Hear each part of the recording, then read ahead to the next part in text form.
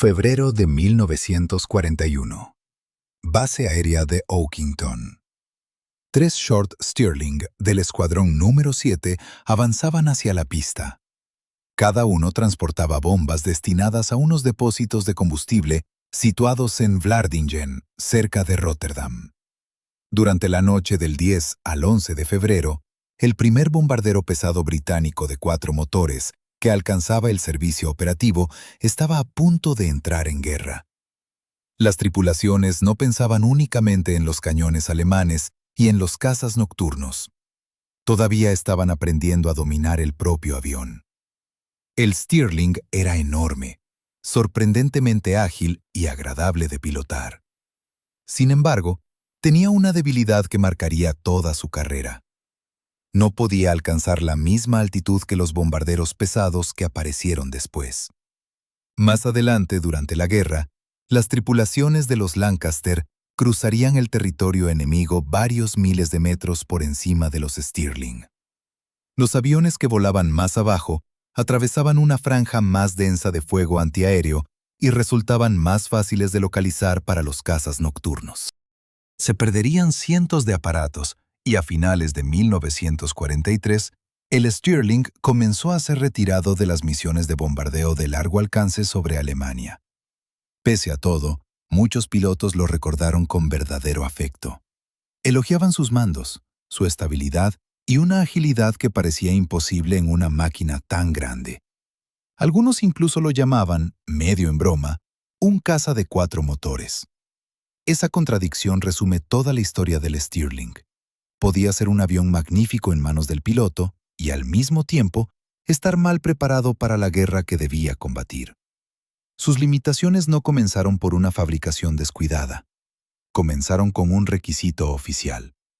En julio de 1936, el Ministerio del Aire británico publicó la especificación B-12/36 para un nuevo bombardero pesado de 4 motores. Los requisitos eran ambiciosos. El avión debía transportar una gran carga de bombas a larga distancia, operar desde los aeródromos existentes, llevar tropas cuando fuera necesario e incluso incluir ciertas condiciones relacionadas con un posible despegue asistido por catapulta. Una restricción resultó más importante que casi todas las demás. La envergadura no podía superar aproximadamente los 30,5 metros. La explicación más conocida afirma que el bombardero debía pasar por las puertas de los hangares existentes. Probablemente, esa versión sea demasiado sencilla. Las investigaciones realizadas en los documentos del Ministerio del Aire señalan una combinación más amplia de preocupaciones anteriores a la guerra.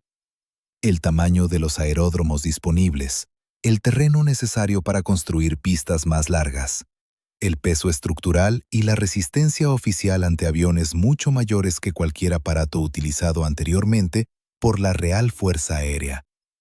Fuera cual fuera la combinación exacta de razones, el límite existía. Short Brothers encargó el proyecto a Arthur Gooch, diseñador relacionado con el exitoso hidroavión Sunderland. Gooch quería un ala con una envergadura cercana a los 34 metros. El Ministerio del Aire rechazó la propuesta y la envergadura definitiva del Stirling quedó limitada a poco más de 30 metros. Para obtener suficiente sustentación con una ala más corta, los diseñadores aumentaron su anchura y utilizaron un perfil grueso. El resultado proporcionaba resistencia estructural y un buen control a baja y media altura, pero también generaba una considerable resistencia aerodinámica durante el ascenso. El bombardero podía volar de manera excelente, pero su propia ala le impedía funcionar con eficacia en el aire menos denso de las grandes alturas. El Stirling de producción medía aproximadamente 26,6 metros de longitud y casi 7 metros de altura. Sus 4 motores radiales Bristol Hercules desarrollaban alrededor de 1.600 caballos cada uno en la posterior versión Mark III. Su velocidad máxima rondaba los 435 km por hora, mientras que el techo de servicio teórico se acercaba a los 5.200 metros. En combate, un avión cargado podía tener dificultades para superar entre 3.700 y 4.300 metros. Era una altitud peligrosamente baja para atacar Alemania. Los Lancaster y Halifax solían disponer de un margen operativo mayor y podían volar por encima de buena parte de la zona ocupada por los Stirling. Una diferencia de apenas 2 o 3 mil metros podía decidir qué formación atraería la mayor concentración de fuego antiaéreo. La carga de bombas del Stirling también parecía más impresionante sobre el papel que en las operaciones reales. Teóricamente podía levantar cerca de 6.350 kilogramos de bombas en una misión de corto alcance. Sin embargo, varios elementos estructurales dividían la larga bodega en compartimentos estrechos. Las grandes bombas explosivas de aproximadamente 1.800 kilogramos no cabían en su interior. Cuando el mando de bombardeo comenzó a depender de armas más pesadas, el Stirling perdió la flexibilidad que ofrecía la bodega despejada del Lancaster. Su tren de aterrizaje se convirtió en otra característica inconfundible. Las patas principales eran extremadamente altas y dejaban el avión con el morro elevado mientras permanecía en tierra. Esta disposición apareció después de unas modificaciones destinadas a mejorar el despegue, tras las pruebas realizadas con el demostrador Short S-31, construido a media escala.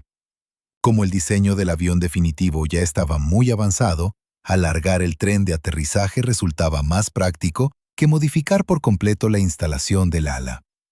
La solución funcionaba, pero produjo un sistema complicado y vulnerable.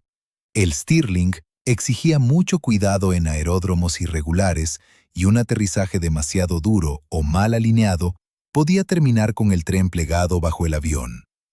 El primer prototipo de tamaño completo despegó desde Rochester en mayo de 1939, con John Lancaster Parker a los mandos. Durante el aterrizaje, un problema en uno de los frenos hizo que el aparato abandonara la pista y el tren se desplomara. El prototipo quedó gravemente dañado.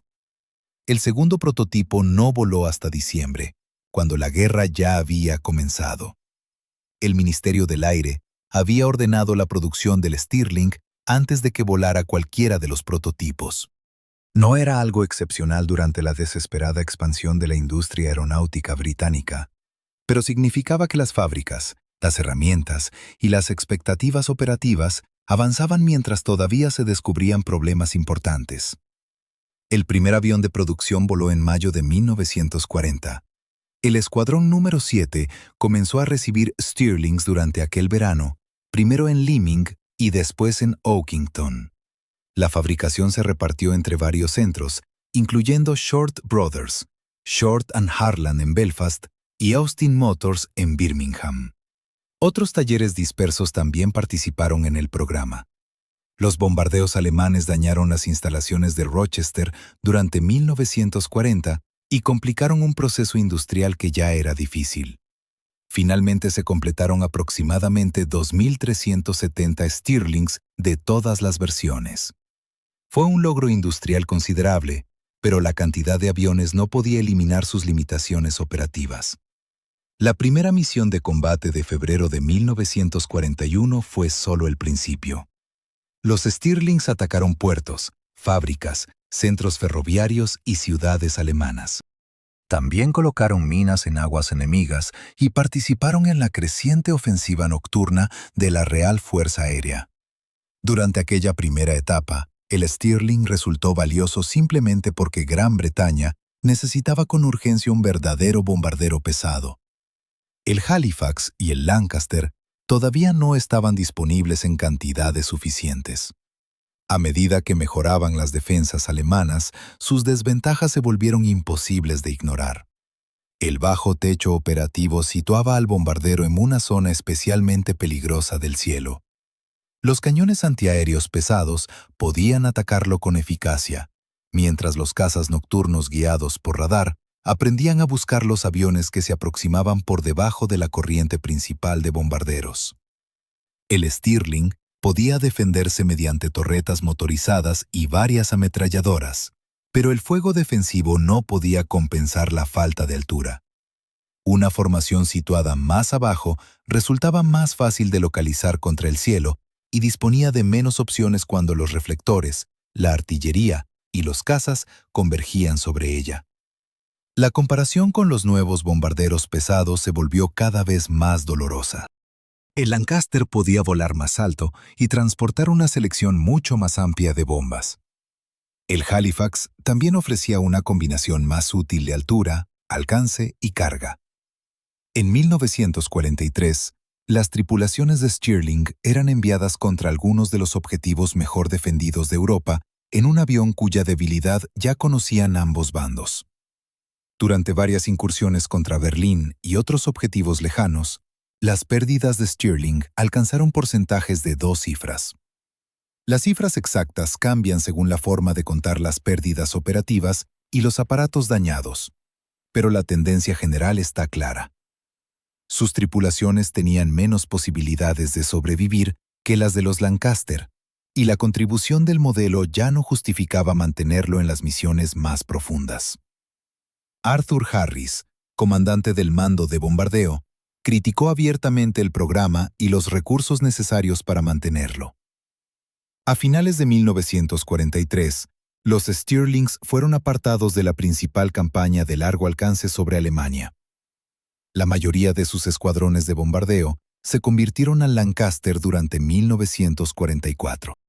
En septiembre de aquel año, el escuadrón número 149 realizó la última operación de bombardeo del Stirling contra Le Havre.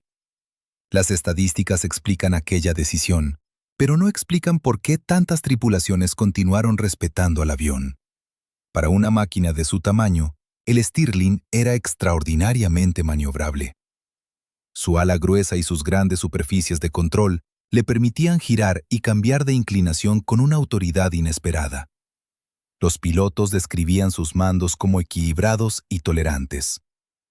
Durante la maniobra evasiva conocida como sacacorchos, una combinación violenta de descenso, giro y ascenso, utilizada para escapar de un caza nocturno, el Stirling podía cambiar de dirección con mayor rapidez de la esperada por el atacante.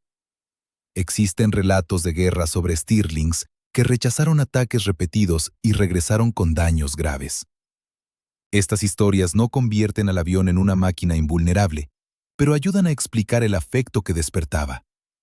Podía soportar un castigo considerable, y mientras la tripulación conservara el control, era capaz de realizar movimientos que parecían imposibles para un bombardero tan grande. Ese afecto convivía con el miedo. Las tripulaciones sabían que un manejo excelente no podía proporcionar otros 2 o 3.000 metros de altura. El Stirling podía sentirse magnífico en las manos del piloto y seguir transportando a todos sus ocupantes a través de la zona más peligrosa del cielo nocturno. 2 comandantes de Stirling recibieron la Cruz Victoria por sus acciones sobre Turín. Ambos fueron condecorados de manera póstuma. Durante la noche del 28 al 29 de noviembre de 1942, el sargento de vuelo Rawdon Middleton, del escuadrón número 149, resultó gravemente herido por el fuego antiaéreo. Perdió la visión de un ojo y sufrió heridas devastadoras en el rostro. A pesar de su estado, completó el ataque y ayudó a llevar el bombardero dañado de regreso a través de Europa. Cerca de la costa inglesa, ordenó a la tripulación abandonar el avión. 5 hombres sobrevivieron, pero Middleton permaneció a bordo cuando el Stirling cayó al mar. En agosto de 1943, el sargento de vuelo Arthur Aaron, del escuadrón número 218, sufrió heridas mortales durante otro ataque contra Turín. Incapaz de hablar con normalidad y sin poder utilizar uno de sus brazos, continuó dando instrucciones mientras el avión se dirigía hacia el norte de África. Ayudó a la tripulación a alcanzar Bona, la actual Annaba, en Argelia, y murió en el hospital 9 horas después del aterrizaje. Tenía 21 años. El valor pertenecía a aquellos hombres, no al diseño del avión. Sin embargo, sus historias muestran las condiciones en las que operaban las tripulaciones del Stirling y los esfuerzos extraordinarios que a veces eran necesarios simplemente para regresar. La retirada del bombardeo estratégico no terminó con la utilidad del avión. En realidad, abrió la etapa más adecuada de toda su carrera. El Stirling Mark IV fue adaptado como remolcador de planeadores, transporte de paracaidistas y avión para operaciones especiales. Se retiraron las torretas del morro y de la parte superior. Se instaló el equipo de remolque y el fuselaje fue modificado para transportar hombres y suministros. Más adelante apareció el Mark V, desarrollado específicamente como avión de transporte. En estas funciones, las mismas cualidades que habían resultado incómodas durante el bombardeo a gran altura se volvieron valiosas. El Stirling tenía un fuselaje espacioso, una estructura resistente, un buen comportamiento a baja altura y potencia suficiente para remolcar planeadores de gran tamaño. Podía transportar alrededor de 20 paracaidistas equipados y remolcar tanto el Airspeed Horsa como el General Aircraft Hamilcar, mucho más pesado. Durante el día D, varios escuadrones de Stirling apoyaron el asalto aerotransportado en Normandía. Lanzaron paracaidistas y suministros, y más tarde regresaron remolcando planeadores cargados de refuerzos y equipo. Otros Stirlings participaron en la Operación Glimmer. Liberaron tiras metálicas conocidas como Window para crear en los radares alemanes la imagen de una flota de invasión que se dirigía hacia una zona equivocada de la costa francesa. En septiembre de 1944, los Stirlings volvieron a actuar como transportes y remolcadores durante la Operación Market Garden. Las primeras oleadas encontraron una oposición aérea relativamente limitada, pero las posteriores misiones de abastecimiento hacia Arnhem atravesaron un intenso fuego antiaéreo. Se perdieron aviones y tripulaciones mientras intentaban entregar suministros a unas tropas cuyas zonas de aterrizaje ya estaban rodeadas. Los Stirlings también realizaron misiones clandestinas para la Dirección de Operaciones Especiales. Lanzaron contenedores, armas y agentes destinados a grupos de resistencia en la Europa ocupada.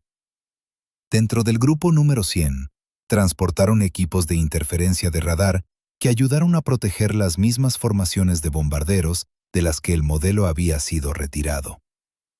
Después de la victoria en Europa, los Stirlings transportaron personal, repatriaron prisioneros de guerra y apoyaron a las fuerzas británicas en varios países. La Real Fuerza Aérea retiró el modelo poco después del conflicto. Sus posibilidades de encontrar una carrera civil eran escasas y la mayoría de los aparatos supervivientes fueron desguazados rápidamente. En la actualidad, no se conserva ningún Short Stirling completo. Algunas piezas del Stirling LK-488, recuperadas en los Peninos durante 1977, se exhiben en el Museo de la Real Fuerza Aérea. En los Países Bajos, los restos del BK-716 fueron recuperados del lago Markermeer e identificados oficialmente varias décadas después de la desaparición del avión. Estos fragmentos constituyen el vínculo físico más cercano con un bombardero fabricado en miles de unidades. La ausencia de un ejemplar completo refleja la manera en que fue recordado. El Stirling llegó antes que el Halifax y el Lancaster, y cubrió una necesidad real cuando Gran Bretaña requería con urgencia un bombardero de 4 motores. No era un avión mal construido, y tampoco fue odiado por quienes aprendieron a pilotarlo. Sin embargo, su diseño había sido obligado a aceptar un compromiso que las condiciones de guerra dejaron al descubierto sin ninguna compasión. Short Brothers propuso versiones con alas mayores, incluyendo el concepto conocido como Super Stirling. Pero para entonces las prioridades industriales británicas ya habían cambiado. El Lancaster estaba ofreciendo mejores resultados, y desviar motores, fábricas y tripulaciones hacia otro gran rediseño del Stirling tenía poco sentido. La decisión era razonable desde el punto de vista industrial, aunque garantizaba que el bombardero original nunca escaparía de las consecuencias de su ala limitada. El historial del Stirling como bombardero fue modesto al lado del Lancaster. Sin embargo, como remolcador de planeadores, transporte, plataforma de guerra electrónica y avión de operaciones especiales, realizó misiones para las que su tamaño y su comportamiento resultaban realmente adecuados.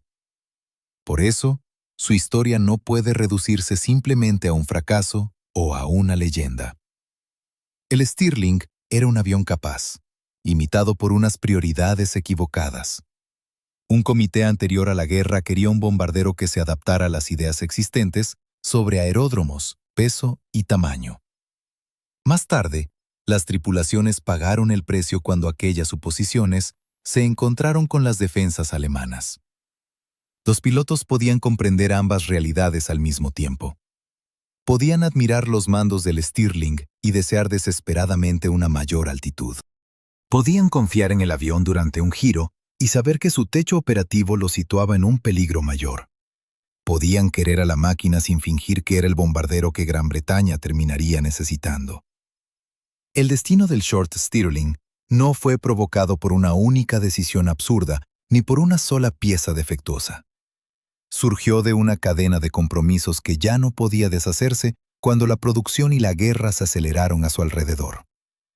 Volaba bien, sirvió con valor y encontró una segunda oportunidad en misiones muy diferentes de aquella para la que había sido diseñado. Si te gustan las historias de aviones cuya realidad fue mucho más compleja que su reputación, suscríbete al canal. Todavía quedan muchas máquinas olvidadas cuyas mayores virtudes y peores defectos estuvieron separados, en ocasiones, por apenas unos pocos miles de metros.